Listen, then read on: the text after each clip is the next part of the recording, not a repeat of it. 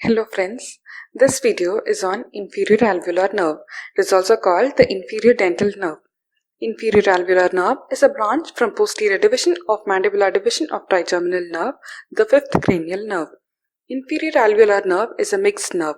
It has both sensory and motor parts.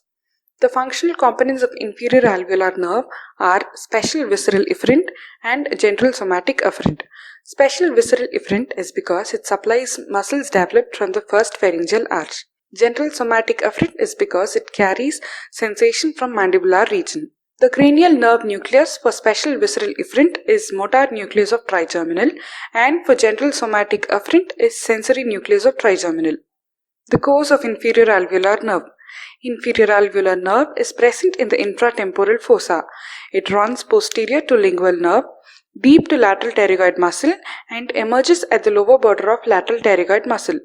It runs between sphenomandibular ligament and ramus of mandible. It enters the mandibular foramen and runs through the mandibular canal. It terminates by dividing into mental nerve and incisive nerve. The branches of inferior alveolar nerve are nerve to mylohyoid, alveolar branches, mental nerve, and incisive nerve.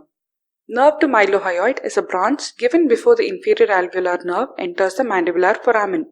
It supplies the mylohyoid muscle and anterior belly of digastric muscle. It pierces the sphenomandibular ligament and is lodged in the mylohyoid groove, accompanied by mylohyoid blood vessels. Alveolar branches supply molars and premolars of mandible. Mental nerve passes through the mental foramen and supplies the skin over mental region. Incisive nerve supplies canine and incisors of the mandible.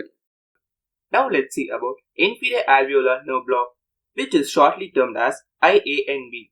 It is one of the most commonly used injection techniques in our dentistry. The nerves anesthetized are inferior alveolar nerve, incisive nerve, mental nerve, and lingual nerve.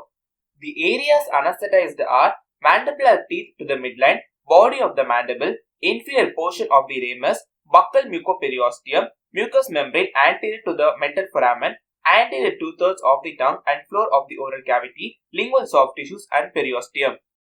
The technique is very simple. Just remember three important landmarks, which are the coronoid notch, the pterygomandibular raphe, and the occlusal plane of mandibular molars. With this, also remember three important parameters, which are height of injection, anterior-posterior placement of needle, and the depth of penetration. Now let's see the procedure. With your left index finger, palpate the coronoid notch.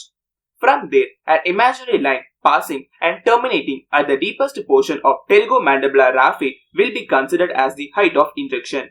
This line will be 6 to 10 mm above and parallel to the mandibular occlusal plane. Now, divide this line into 4 equal parts, and the 3/4 distance from the anterior part or the coronoid notch on this imaginary line will be regarded as the anterior-posterior site of injection.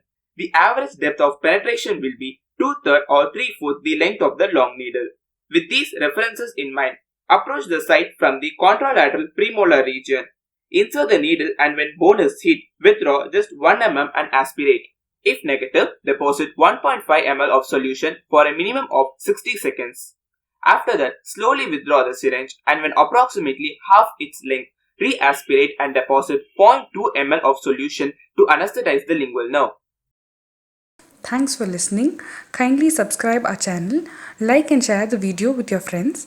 Please give your valuable feedback about this video and do comment topics that you need videos on. Happy learning.